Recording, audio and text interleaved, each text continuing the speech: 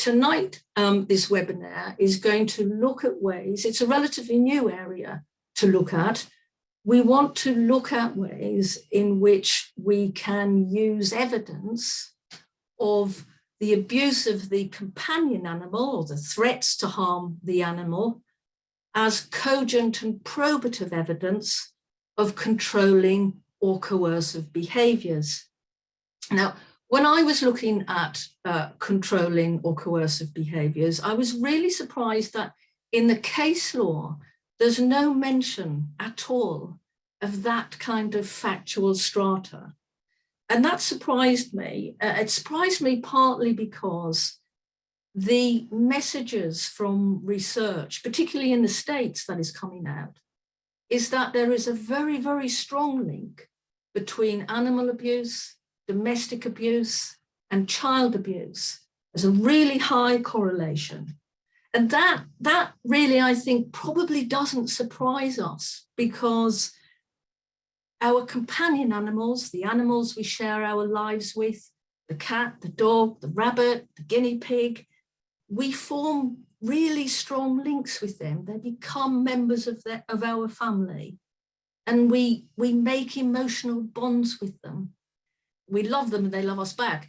And it's those emotional ties which it's easy to see an abuser can use to control and coerce a victim.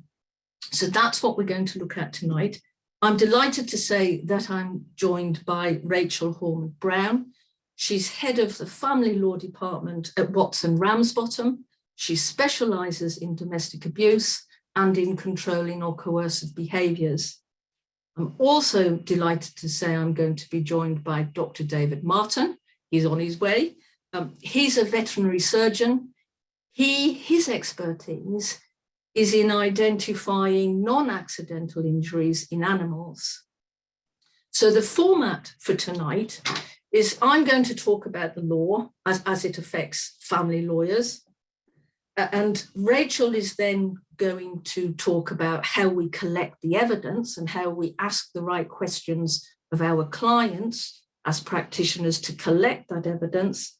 And David is going to talk about the forensic parallels between animal abuse, domestic abuse, and child abuse, and the impact on the other members of the family of the abuse of the animal. He'll talk a little bit about the Links Group, which is a group of professionals who are trying to bring alive and bring to people's attention those links between the different forms of abuse. So as no doubt you will guess, there will be some difficult factual matters to deal with, but as family lawyers, we're probably used to that, because we do find out, unfortunately, we do, what goes on behind closed doors, and not all of it is easy to deal with. So I'm going to start. There's David. Hello, David. I'm going to start by looking at the law. I think controlling or coercive behaviours is a really difficult area of law. It's problematic, it's forensically difficult. I think as practitioners, we find it difficult. I know I do. And I'm going to try, by looking at the law, particularly at Practice Direction 12J in the Family Proceedings Rules, the four components that I think make up coercive and controlling behaviour. I'm going to try and work through some of those confusions with you. And I hope I'm going to be able to point to ways in which we can use evidence of abuse of the companion animal, or the threat to abuse the companion animal, to help us clear up some of those confusions, as well as help us at fact-finding. So if I start sharing my screen with you, and we look at generally the law, a very brief outline. Section 1 of the Domestic Abuse Act, which came into force last year, it makes domestic abuse an offence, and it defines domestic abuse in the ways we see there at A to E. and we see controlling or coercive behaviour. Practice Direction 12J is the most important document direction for family lawyers. That incorporates the Section 1 definition of domestic abuse, but it goes on to further refine the definitions of controlling and the definition of coercive. And I'm going to look at that at the moment. And of course, as we know, the leading case, which gave us guidance on domestic abuse and particularly how to prove it at fact finding, is Re H&N. So let's look at what I think are the 4 components that make up controlling behaviour and coercive behaviour. I think it's act or pattern of acts, intention, the behaviours themselves, and the impact on the victim. And if we look at that more closely, and one thing I think it really helps to limit the confusion, and I know I've done it already, and I'll probably do it throughout this webinar, is we say controlling and coercive behaviours, and we lump them both together, but actually they're not, they're different. It's controlling or coercive behaviour because they have different types of behaviours and different types of impact on the victim. So if we look very clearly at the definitions here, I've put the numbers up because there's our 4 elements, 4 components in each type of behaviour. So we've got an act or pattern of acts designed to make, and that's our intention, a person subordinate and or dependent, that's the impact on the victim. By isolating them from sources of support, I'll just move my sources of support, exploited their resources, etc. Those are the behaviours which in law are controlling. And if we don't have those 4 things, we don't have controlling behaviour. Similarly, with coercive behaviour, we have the 4 elements, not drafted consistently, you notice. Coercive behaviour, an act or pattern of acts, of assault, threats, humiliation, and intimidation or other abuse. Those are the behaviours that is used to.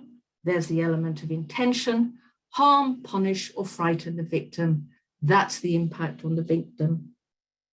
So we can see already, if we look at coercive behaviour, if we look at the behaviours or other abuse. Now, the abuse is not by definition aligned to the victim or the child. And so this is a way in to start introducing evidence of animal abuse or threats of abuse as other abuse. And of course, under Practice Direction 12J, if we go on to look at the impact on the victim, harm, of course, under Practice 12J means also emotional harm. And I think David and Rachel will talk to you more about the element of impact than I'm going to do today. So those are the very clear definitions. And if we then look at the case law under what behaviours, so I want to look at this component first. This is the thing that I think confuses practitioners the most. It's difficult to work out in a very complex human relationships where there's lots of different things at play. What is just bad behaviour and behaviour that crosses the line into abusive behaviour. And it's difficult to identify sometimes. And if we look at LG, this was Mr. Justice Baker, as he then was, he was saying, well, you could only see this type of behaviour by taking a broad look at the evidence and casting the net widely. And the fact the Court of Appeal in Riel was very clear in saying few relationships lack bad behaviour, but not all bad behaviour is domestic abuse. And Mr. Justice Williams, in the case of SD, AH and F, he put it very nicely. He was trying to fact find and saying, well, where is the line between bad behaviours, which are in most human relationships, intimate relationships, and behaviours which cross over that line and become abusive? And he used the very nice phrase of saying, well, that line is not very bright. And that's why we have a lot of the confusion in this component. Have a look at the case of GK and PR, because this tells us that there's also a very subjective element in trying to identify what are abusive behaviours. This was a case where the judge, there was the allegation of control and coercion, as it happened, was highly abusive, really abusive language against the victim. But the trial judge saw it as just really the stuff of a matrimonial row. So have a look at that case and see what you all think. Certainly the appeal judge didn't agree because he overturned that. The case of B I'm bringing up at this point, and I'll come to it in more detail later, is because of the warning Mr. Justice Cobb gives us in it, that we've got to remember that victims of domestic abuse lose a sense of what is acceptable behaviour and what's not acceptable behaviour, because that's what happens and is a function of domestic abuse. And that's why it's so important that practitioners like Rachel start helping by asking the right questions of the victim, because sometimes the victim can't see it themselves. P is another interesting case and another way of bringing in evidence of animal abuse or threats to animal abuse, because it's clear from the research that the type of abuse that an abuser uses against an animal is reflected in the abuse that they use against their human victim and the child. So burning, kicking, punching, these are things which are consistent patterns of abuse. And that's one way we can bring in this type of evidence. And I want to draw your attention particularly to the case of A County Council versus LW in 2020. This is actually a court of protection case. It's Mr. Justice Hayden, and he was commending to the family division the guidance given to the criminal division under Section 77 of the Serious Crime Act. The Serious Crime Act, of course, was where controlling and coercive behaviour was first made an offence. And that guidance lists 25 types of behaviour which we can look at to try and point to controlling or coercive behaviour. Now, I can't get them all up on my little PowerPoint, but as we go down that list, we'll see P, threats to hurt or physically harming a family pet.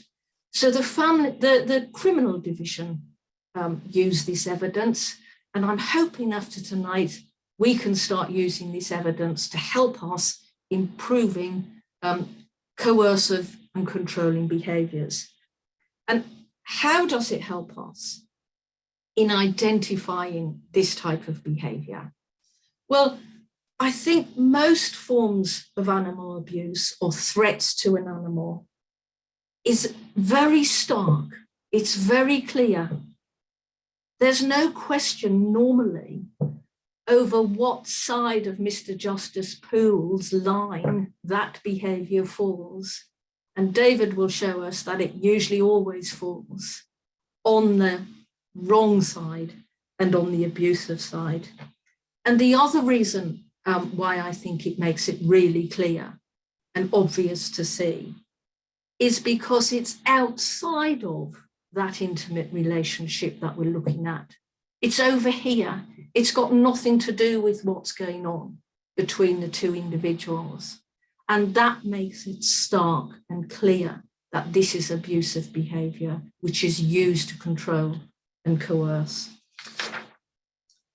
The next component I want to look at with you, if I can, is single act or series of acts.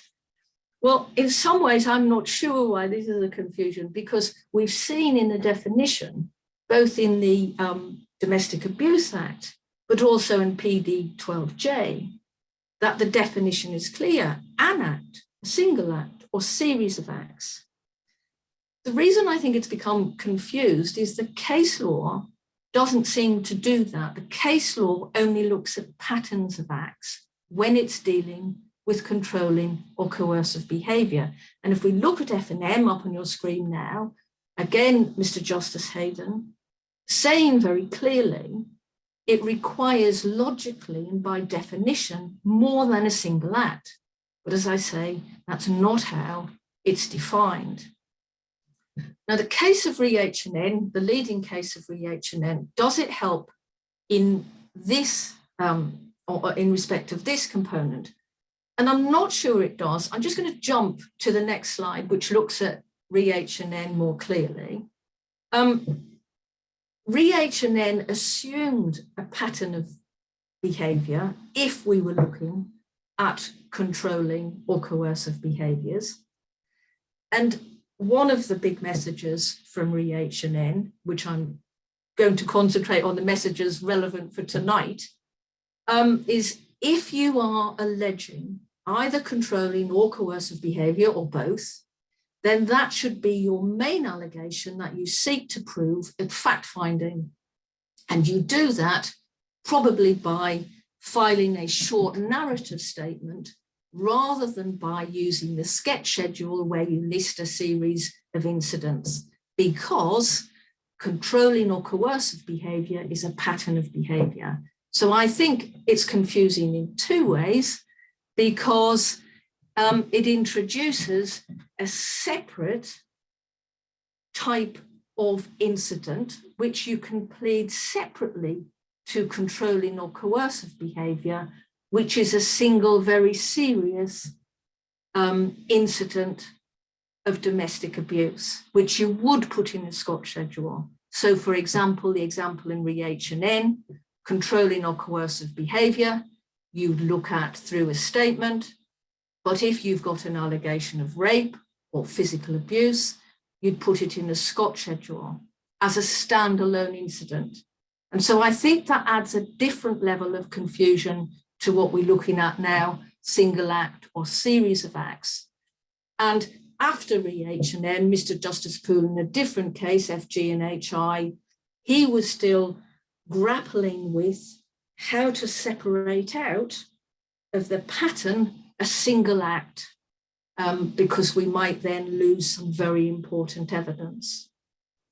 So how does evidence of animal abuse or the threat to abuse the pet dog, how does it help us with this issue? Well, if we nip back to the definition, and I use an example of an abuser holding a puppy out of a 10-story building window and saying to the victim, if you leave me, I'm going to drop the puppy out of the window. Now we can, that might be the only incident that has anything to do with animals as domestic abuse in terms of controlling or coercive behaviour.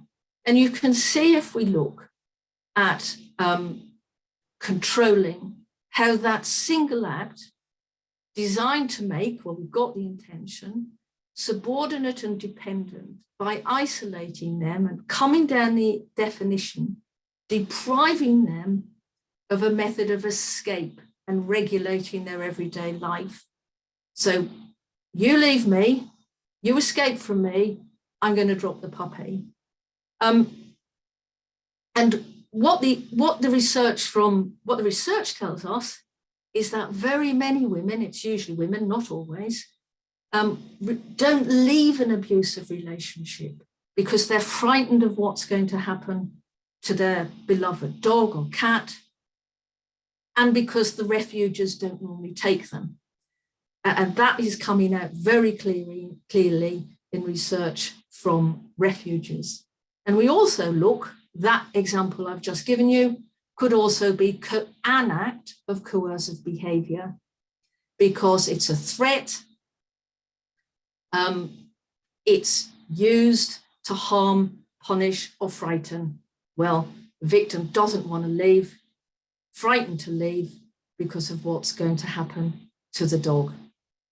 So I think using animal abuse is a very helpful way for us to look at that issue. So the next issue, which again is a really difficult, confusing issue for practitioners, is how do we fact find? How do we prove domestic violence? But in particular, how do we prove controlling or coercive behaviours? Well, we've looked at REHN.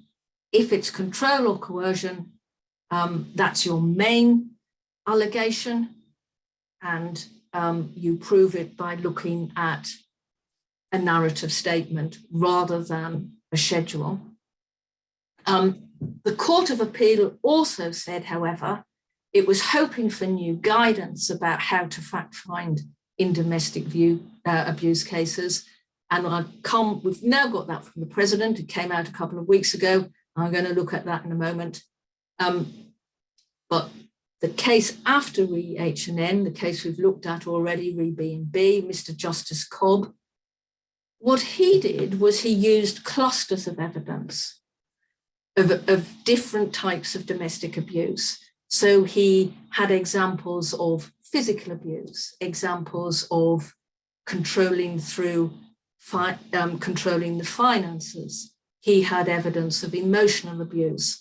And what he said was a useful way of looking at domestic abuse then is he could see patterns emerging of abuse within the clusters, but also as between the clusters. And then it became very clear that this was an abusive relationship.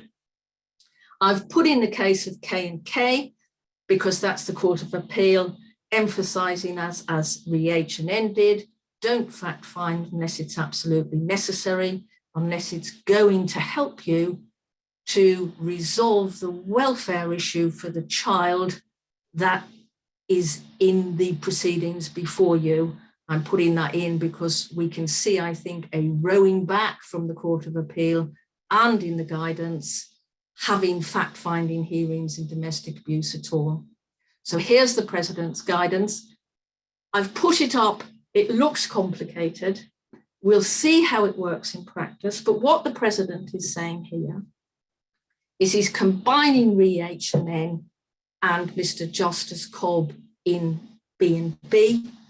And the President is saying, if you're looking at specific incidents of abuse, like physical abuse or rape, you put them in a Scott schedule.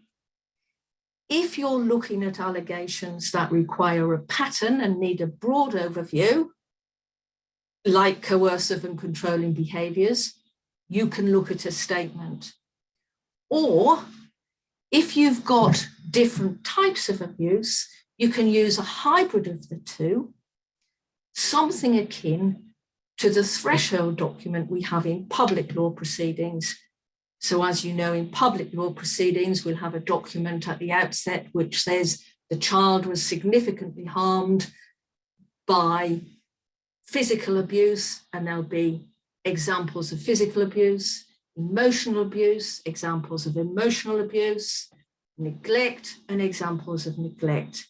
And that's the kind of document the President is saying we could look to start using if we've got one more or more than one types of domestic abuse, including controlling and coercive behaviours. So when we look at that, we can see how we can start using evidence of animal abuse or threats of animal abuse, because actually at fact finding, we can use it any which way we want. We can use it as an act in a schedule. We can use it as a series of acts and a statement, because we're looking at several and we need to look at wider evidence, or we can look and put it in a hybrid document like a threshold document coming under abuse of the animal or threats to the animal. So we can use it in all of those different ways. The last component I want to look at is, do we need to approve intention in controlling when we're dealing with controlling or coercive behaviours?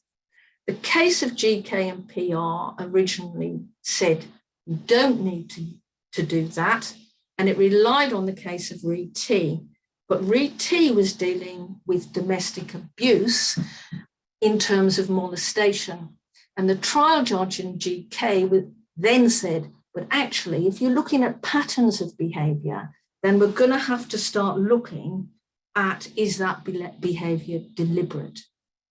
RER is the case where the Court of Appeal said don't use criminal components when you're looking and trying to prove domestic abuse, because we're not doing the same thing in the family division that we do in the criminal division. Really interesting dissenting judgment, actually, from Lady Justice Gloucester, who's the vice chair of the appeal court. She didn't agree with that, but the leading judgment and the case RER is saying don't use criminal concepts.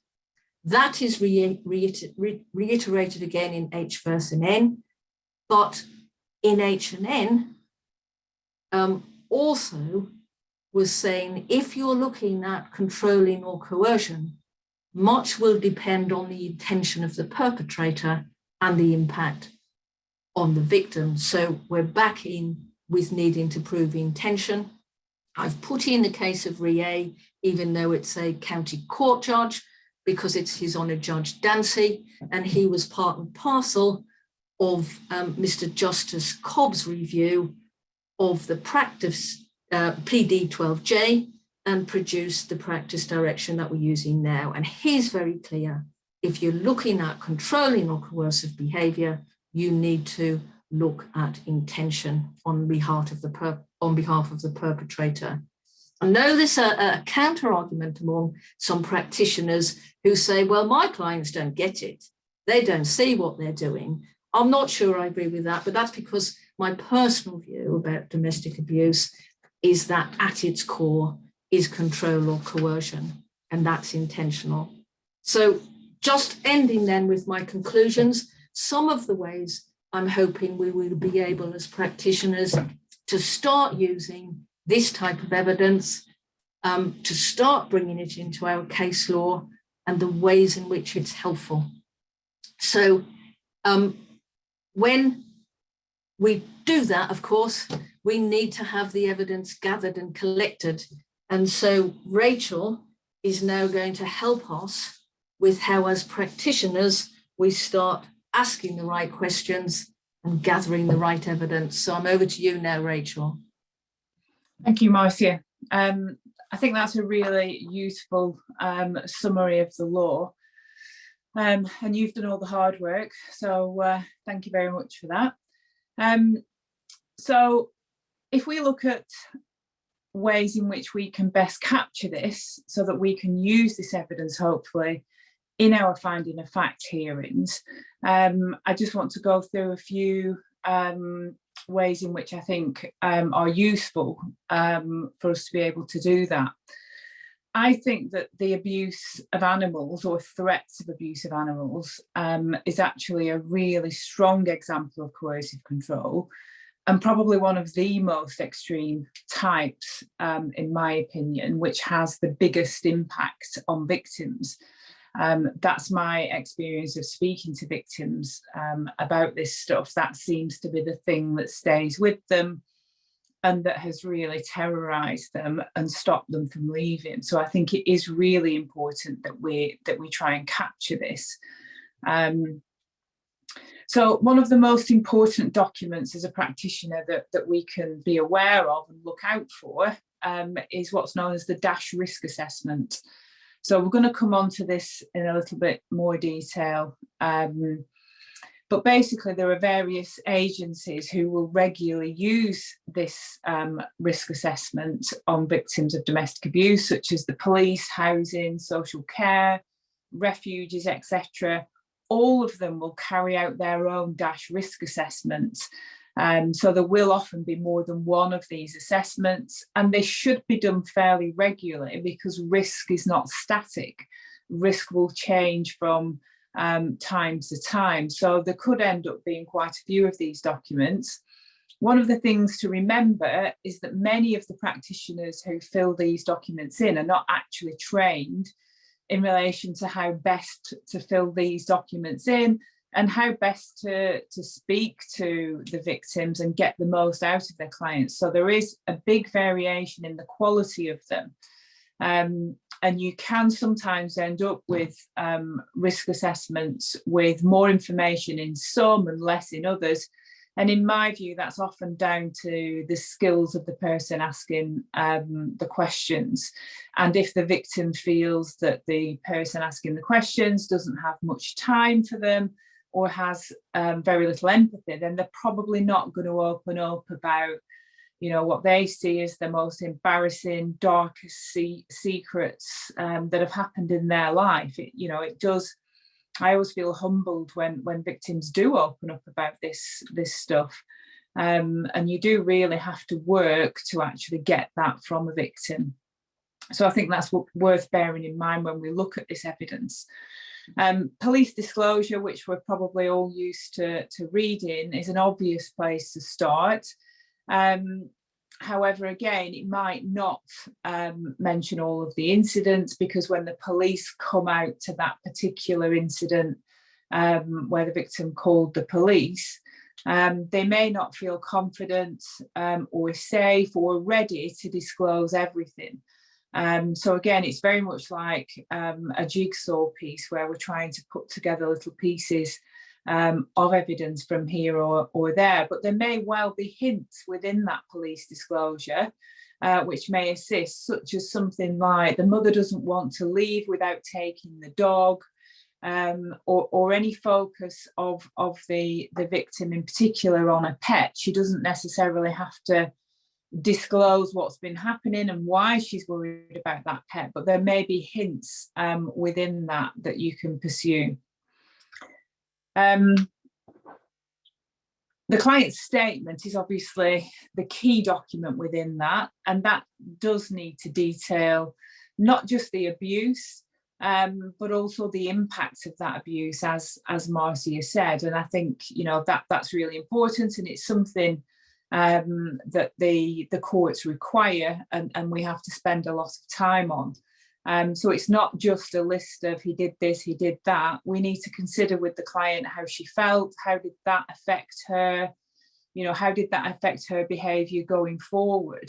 And it's only by dissecting the dynamic of the relationship, really, that we can get to the essence of what's happening and show that pattern of behaviour and the devastating impact that has on a victim, and controls everything she does, which, from an outsider looking in, you might think, why did she do that? Why didn't she do this? Well, actually, when you then look at what's been happening, it very quickly becomes quite apparent why she didn't do it. So there might be other people that can give statements, such as neighbours. They may have seen, injuries on animals, etc. They may have seen the dog, cowering from the perpetrator, etc. All of these things are worth asking the victim about and considering. You might have a dog walker, for example, who's able to give good evidence. Family members, if you've got a victim who works on a farm, there may be a number of staff that also work there that have seen other things or overheard other things as well. There may also be photographs. Victims now often do have photographs of injuries, etc. There may be photographs that will show the home conditions or the conditions that the animal was kept in. Very often now, I think a great source of evidence is obviously text messages. These can really be vital, and cases can be won on these messages, particularly after a victim has fled her perpetrator. There may often be threats from the perpetrator in relation to the animal, because the perpetrator may have been making these threats you know, all the way through, as Marcia gave the example of, if you leave me, then I'm going to do this. So the perpetrator may well allude to those threats in the text messages as a way of trying to force the victim to come back. And obviously, just because the perpetrator has deleted those text messages doesn't mean to say they can't be captured from the phone. Children as well can sometimes provide information. Obviously, they're not necessarily going to give direct evidence, but children obviously do find anything like this that concerns their family pet extremely distressing. And, you know, clients will often assume that the children haven't witnessed anything, haven't overheard anything, but the reality is that that is usually not true. And children may blurt things out about what's been happening, perhaps to a teacher, to somebody that they trust, to very often a refuge worker, etc. You know, when a woman and children arrive at a refuge, very often children will start to offload a lot about what's been happening to them to the refuge worker, because they finally feel safe and able to do that. So that kind of testimony can be captured from third parties possibly. So again, that is worth pursuing. Obviously, there are reports from vets as well in the case of non-accidental injuries, which we're going to hear a lot more about in a little while. Just to look at the DASH risk assessment again, could you change the slide, please, Sophie?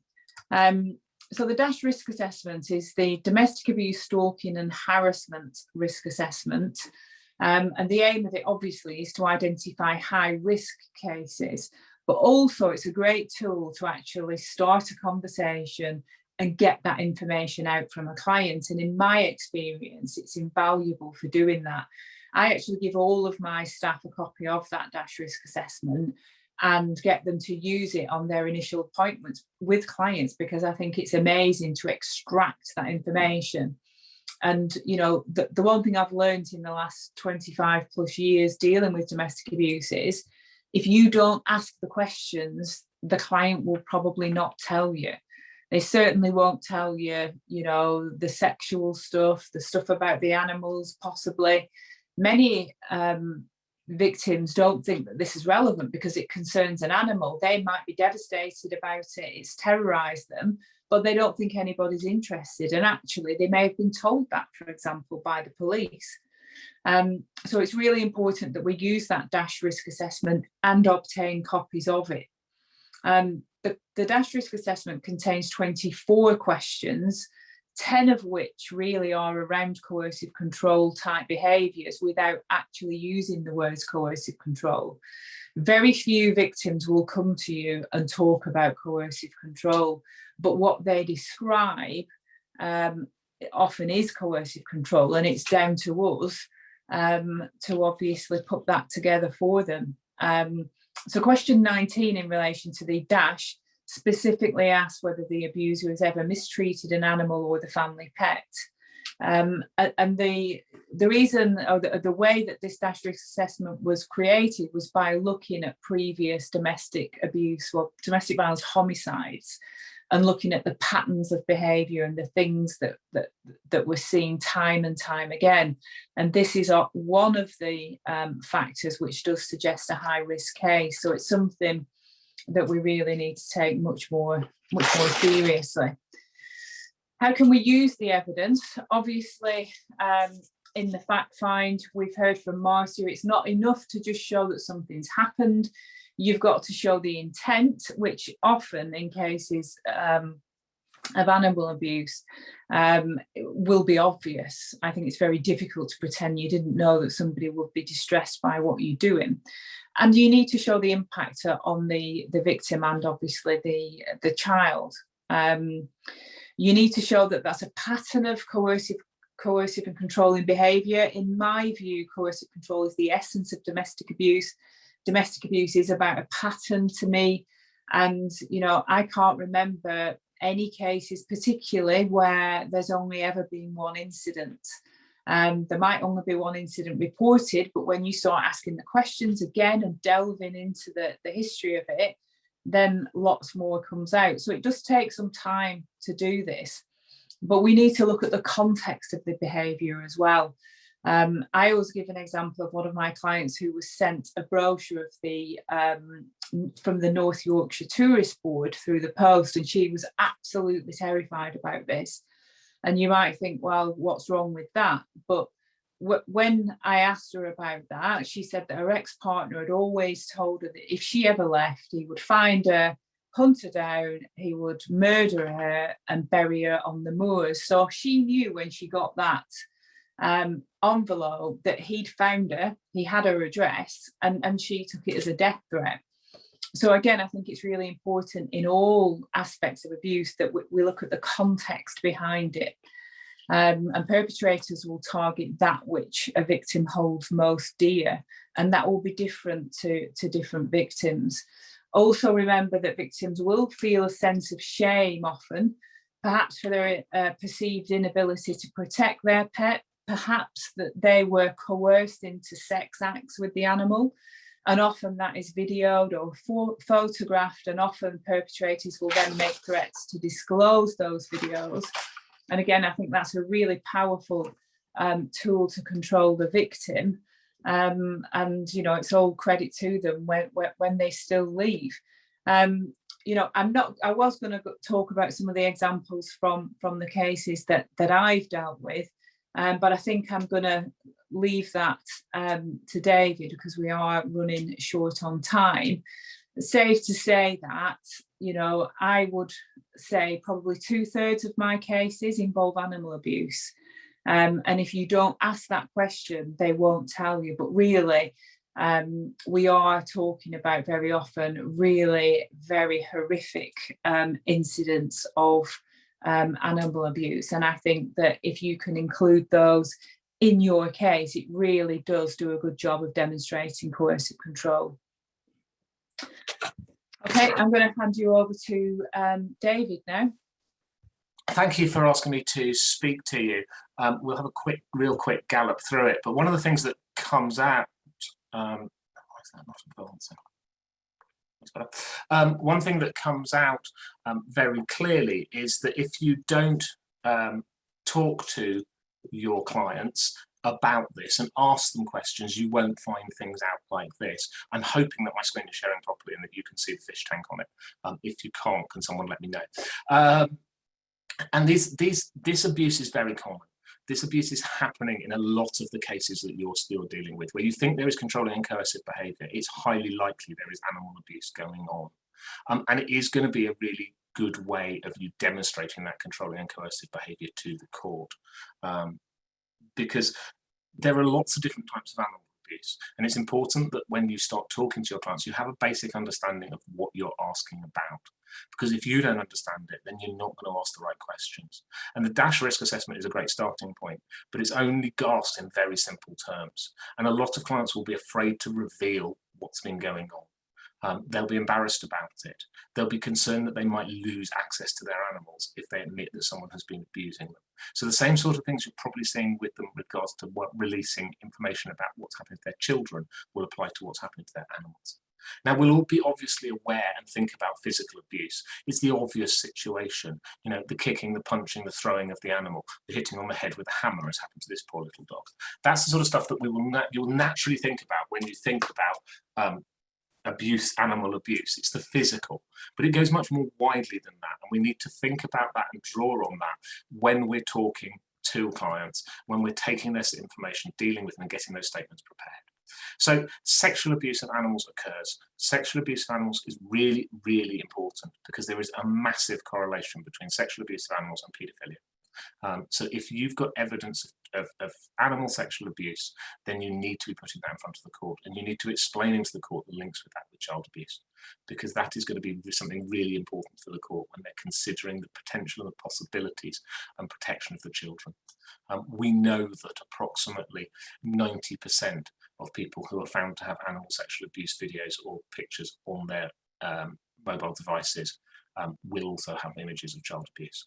The link is becoming more and more understood, and better investigated in the criminal field, but we need to be very aware about it in all fields. Emotional abuse is not something that people may think about particularly, but again, it's going to happen over a prolonged period of time with repeated incidents. So it's helping you to show that this isn't a single incident. The same with neglect. I've seen neglect used in controlling and coercive behaviours. I'm not going to allow your dog in the house. It's going to have to stay outside in the rain constantly. I'm not going to feed your pet. It's going to starve to death. Or if you do what I want you to, I will allow you to feed your pet today. Now, that sort of controlling coercive behaviour is repetitive. You don't get a dog into the state that dog is in that photograph without a long, prolonged period of not feeding the dog. So that isn't just a one-off episode. That's not a one-off loss of temper. That's a controlled, determined abuse of that dog. So that should really help you demonstrate to a court controlling and coercive behaviour, because to let a dog get like that is intentional and it's long-term. I've just chucked in some more comments that have been made by victims, and in this case children, in respect of their animals and what has happened to them. And it may be that you need to talk to the children. It may be that the children will be more honest with you about what's happening with animals, because they won't have the worry that someone's going to take their animals away from them. And the pictures on the right show the level of force that people are using when abusing their dogs. The thing to be aware of in those 3 comments on the left is those animals will not have gone to a vet. Those animals died at home.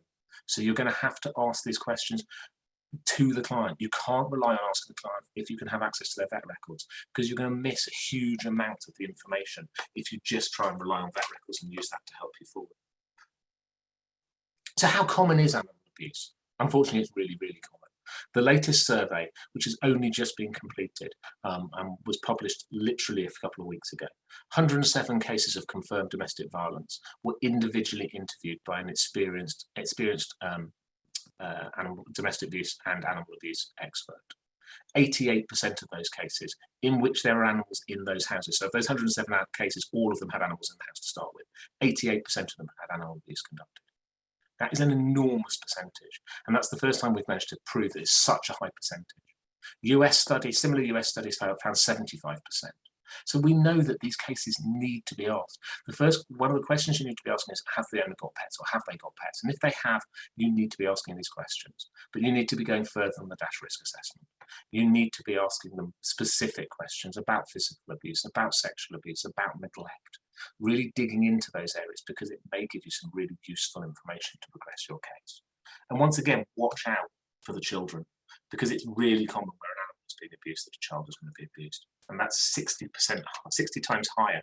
And that's just absolutely horrific. We talked very briefly earlier about refuges. And this case clearly helps demonstrate why this is a problem. This lady found herself trapped at home with her abusive partner. She had a place in the refuge. The police were coming that afternoon to collect her and take her to the refuge in safety. She couldn't take her dog with her, so she refused to go, and she was murdered that night.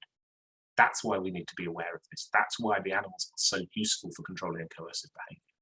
Most of the country now has specialist pet refuges, and that may not be that the pet goes into the refuge with the client. It's in fact very unlikely they do, but that there are kennels and rescues and adoption facilities, or temporary adoption fostering facilities for pets, that will take pets from abusive relationships.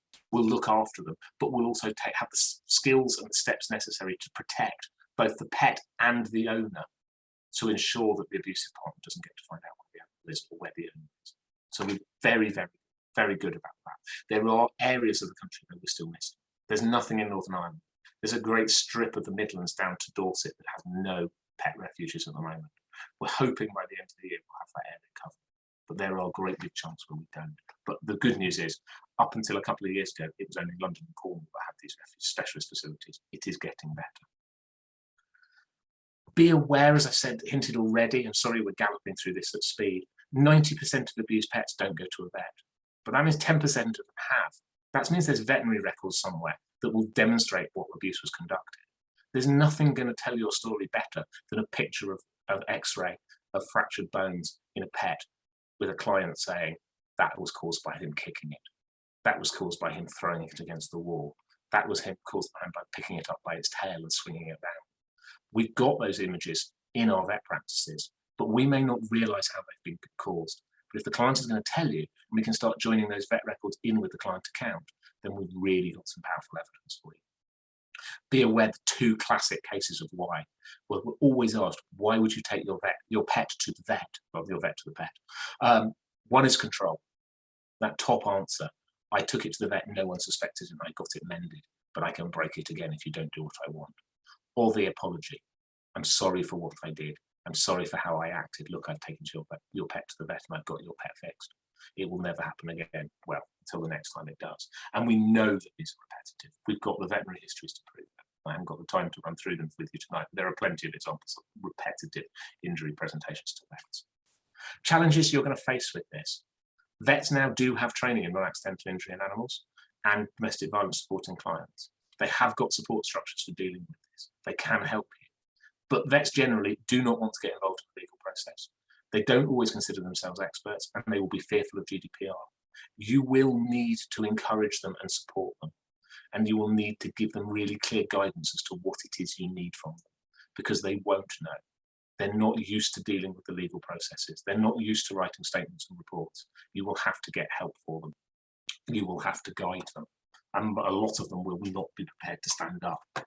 But they should be able to get you the clinical records and the x-rays and the pictures. And it may be that you can deal with that if you've got your client admitting what's gone on, and that you can link things together.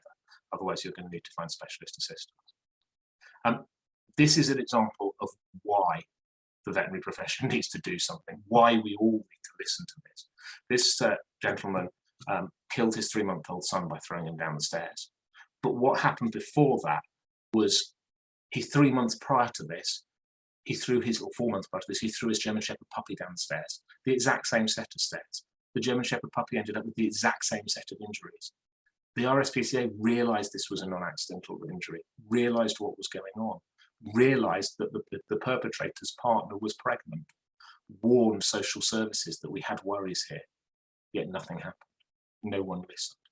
We all need to listen. We all need to take this seriously. We need to stop further incidents like this occurring. It is really, really important. It still is happening. I'll leave you with this final quote. And this is from a vet in America who does a lot of this work like I do. Where an animal is harmed, a person is going to be at risk. And where a person is harmed, an animal is going to be at risk. We need to bear those in mind. We need to think about this and use this as evidence for one species to protect the other. And together we can make sure that those pictures on the right end up being true. Thank you. Sorry, it was a bit of a speedy dash through that. Thank you, David. Thank you, David, and thank you, Rachel. Extremely sobering statistics and evidence, and showing us that the evidence is out there if we know how to get it and we know how to use it in order to stop and protect not only the victims of domestic violence, but of course the animals. So I think we're going to have, we've got a few minutes left for questions. I think we've got a couple of questions down in the question and answer. So let me see if I can open those up. This is a question for you, Rachel. How do you get hold of the DASH assessment? You can download it off the internet. If you just type that in, you can get one with the guidance, which explains how you should fill it in as well. Great. Another question, I'm a mediator required to check whether a client has experienced domestic abuse before proceeding. Is it time to extend that inquiry to how does your partner treat the family pet? I think we will all say yes. Yeah. I think the thing that we're all coming up with is we've got to start asking the questions. If we don't ask the questions, we're not going to see it. We're not going to be able to use it. All right, I think we've got some more. We might have this in the, no, that's all chat. More questions. Nope, I think we might be through with questions. Let me just look. I know some people put them in the chat sometimes. I think someone wants to discuss a case of later. Do we want to do that now? Can you two guys see the chat there? We can do, yeah. Could I discuss you afterwards? So maybe we'll leave that till after. I'll get in touch with you, Kelly, and we can discuss that. Okay, we've done those answers. Okay, well, I think probably that was a lot for people to take in. I hope we've helped everybody. I hope we've started to introduce a highly effective and probative form of evidence. And thank you all for joining. And thank you very much for David and Rachel for giving us such helpful advice to help us with that.